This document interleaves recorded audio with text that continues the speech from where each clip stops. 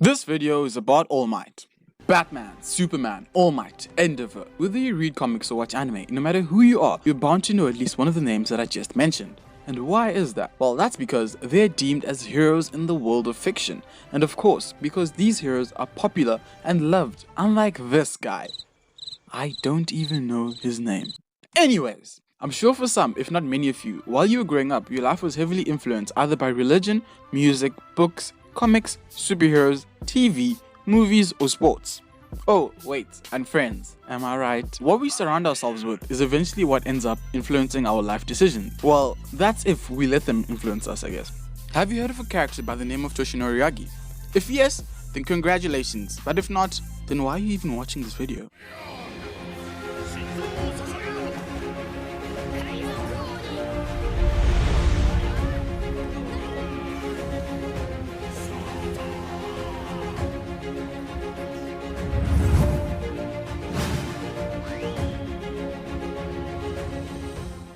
Toshinori Yagi was once a young boy who loved heroes and aspired to become one himself. Toshinori believed that the reason why the crime rate was increasing and why civilians weren't living their lives with a smile was because the world lacked a symbol of peace. So he wanted to be that symbol. But sadly, he had no quirk. Or for some of you, he had no power. Some thought that this was the end for Toshinori. Some thought that Toshinori would never become a real hero, because in the world of My Hero Academia, you need a quirk in order to become a hero. Because I mean, what is a hero with no powers? Batman? Iron Man? No, not in this fictional world. In this world, having a quirk is the very first step of your journey to become a hero. So long story short, little Toshinori never became the hero that he wanted to be. The end. Psych! Despite not having a quirk like most people, young Toshinori still wanted to be a hero, and there was someone that believed in Toshinori's ideal, and this someone made Toshinori's dream come true. Nana Shimaru was this someone. She gave Toshinori the quirk One for All, and thus the hero that would be known as All Might was born. The quirk handed to Toshinori was the quirk One for All, and All Might, please take it away. The true name of my power is One for All. One for all. Yes. One person improves the power, then hands it off to another person. It continues to grow as it's passed along. It is this cultivated power that allows me to save those who are in need of a hero. Thanks All Might for that explanation. Now, let's start from the beginning, shall we? All for One had a quirkless younger brother that didn't agree with the things he was doing. So being the older brother that he was, All for One tried to prove to his younger brother that he isn't really manipulating people and he isn't really causing any harm to the world. But the plan of him trying to prove himself backfired, and All for One's brother was even more rebellious towards him. And eventually, All for One locked his brother in a room. Talk about brother of the year. Then one day, All for One decided to visit his little brother to see if his rebellious side faded away. But guess what? He was even more rebellious than ever. And All for One was like, whatever kid, I'm going to forcefully give you a quirk. And thus the quirk One for All was born. Long story short, All for One's younger brother made it his duty to take down his brother with the very same quirk that was given to him by his brother. And clearly that didn't work out well now, did it? Bruh. I've mentioned where the quirk started off. Now let's talk about the quirk itself. According to the My Hero Academia wiki, yes, the My Hero Academia wiki, One for All is a transferable quirk that can be passed on from one user to the next. Its name comes from its nature being one quirk for all people. In order for the quirk to be transferred, the recipient must ingest a sample of the predecessor's DNA. Yes, predecessor. The power cannot be forcibly taken. In order for the quirk to be transferred, the current owner must freely choose to transfer it. However, it can be forcibly given, as a recipient doesn't have to agree to anything. Since One for All can't be forcibly taken, it is the only quirk that can be used in combat against All for One, as any user of All for One would simply be able to steal any other quirk. One for All also allows the user to stockpile an enormous amount of raw power, allowing them to significantly enhance all of their physical abilities to a superhuman level. This results in unbelievable levels of strength, speed, agility, and durability. The users can focus the stockpile power into a single body part or spread the power evenly throughout their body. Although, focusing the power puts a greater strain on the part of the body where the power is focused. The user is also able to control the percentage of the power that they activate. One for All can even grant the user an exceptional strength boost to their given quirk if they have one. The core of One for for All has grown in strength from being passed from user to user, and the quirk factors of all of the previous users have merged into the core, granting the current user the ability to access these quirks. The quirks have significantly increased in strength since they were used by their original users. This is due to the nature of One for All's core stockpiling power and increasing in strength from user to user. To put it simply, One for All is a quirk that stores up the quirks of its previous users, and it gives its current users super strength, speed, agility, and access to the quirks of the previous users of One for All. That's if it wants to. Now that wasn't so hard, was it? Back to Sir All Might. Even though Toshinori was given this powerful quirk, he still needed training, not because he couldn't utilize his power, but because he wanted to use the power at its fullest. So Nanoshimaru trained young All Might and made a big impact in the young boy's life. Because as mentioned above, she did believe that Toshinori would become the symbol of peace that the world needed. But sadly, Toshinori's mentor, Nanoshimaru, was killed by All for One. Even though Nanoshimaru was at the verge of death, she still fought with a smile on her face and hope in her eyes. Her death really left a huge mark in All Might's life, because she was not only a mentor to the young boy, but she was someone he looked up to. She was like a mother to him, and now that she was gone, it felt like a part of himself was gone too. Luckily though, there was someone around for him during the tough time, and that was Gran Torino, the best friend of Nanoshimaru and All Might's biggest fear. Gran Torino was a pro hero and All Might's homeroom teacher at UA. He was as tough as they come. This man right here was All Might's biggest fear.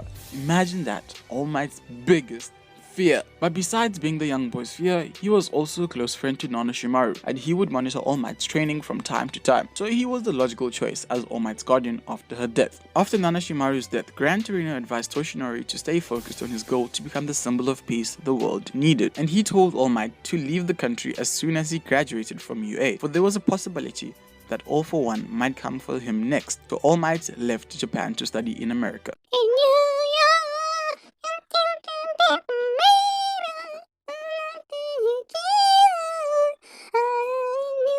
In America, All Might became great friends with scientist David Shield. David Shield and All Might were a great combination. In fact, they were the best combination, like peanut butter and jam, French fries and hot sauce, YouTube and copyright strikes. You get the idea. Mr. Shield was not only All Might's best friend and sidekick, but he also created All Might's costume and support items. All Might eventually made a name for himself in the United States of America, the US of A. Once All Might had returned from the United States of America, the US of A, he sought out to protect the citizens of Japan and get rid of the high rates in criminal activity, and of course, take down All for One. All Might managed to become the symbol of peace that the world needed. Wherever All Might's name was mentioned, villains and criminals would cower in fear, and the citizens would walk around carefree and with a smile on their face. All Might was the best of the best. He was the hero's hero. Sadly, his reign would only last for so long, for the day All Might had to take down All for One would change everything. The first time All Might had to fight All for One, All Might lost half his stomach, and his respiratory system was beyond repair. These injuries limited the amount of time All Might could use his quirk, so instead of always being in his muscle form, he now has to alternate between his muscle form and his normal form.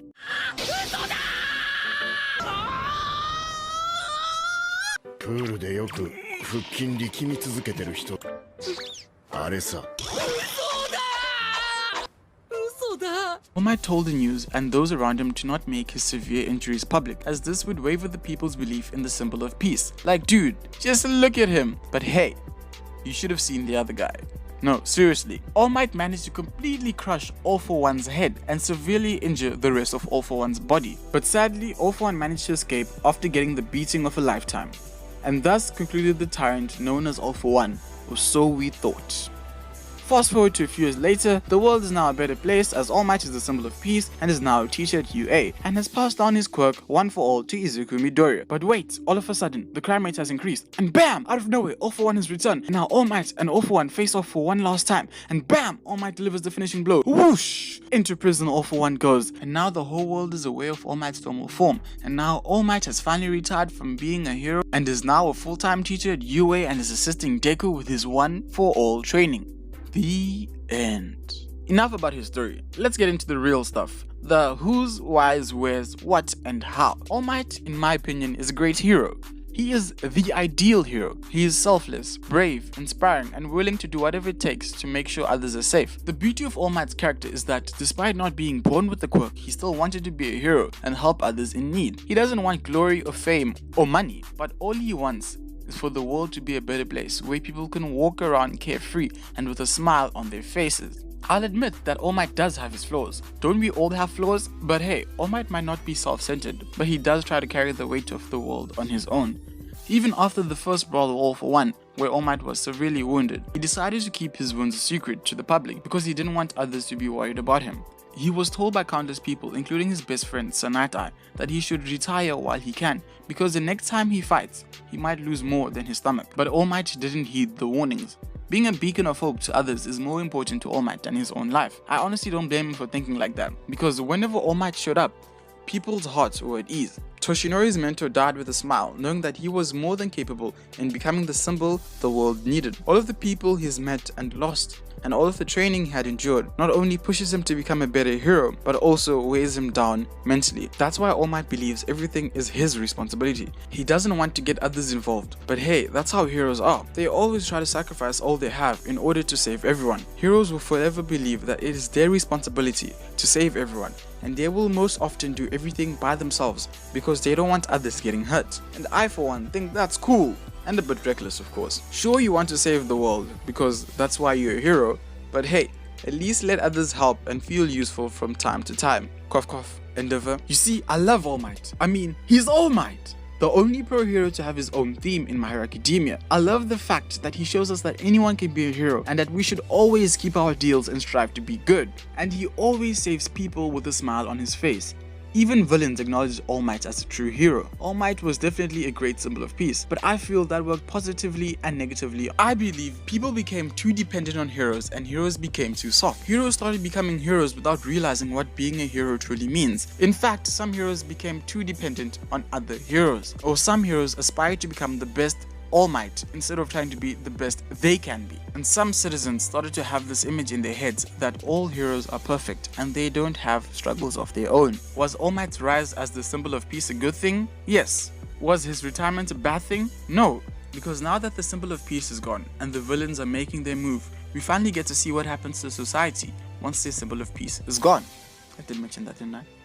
We finally get to see who the real heroes are. And we finally get to see what makes heroes different from villains. I'm sure I speak for many when I say thank you Kohei Horikoshi for creating All Might, a character that plays a major role in this vast world of heroes and villains, a character that shows us what it means to be a true hero. He is a hero's hero because even now, while Toshinori is in retirement, he still plays a huge role in the hearts of everyone in My Hero Academia because he is All Might, the very definition of plus ultra. I hope you enjoyed the video and thanks for all the support. If you like All Might or you just want to connect with me, then feel free to follow me on Twitter at ThatGuyMist. I love interacting with others and listening to what others have to say, so feel free.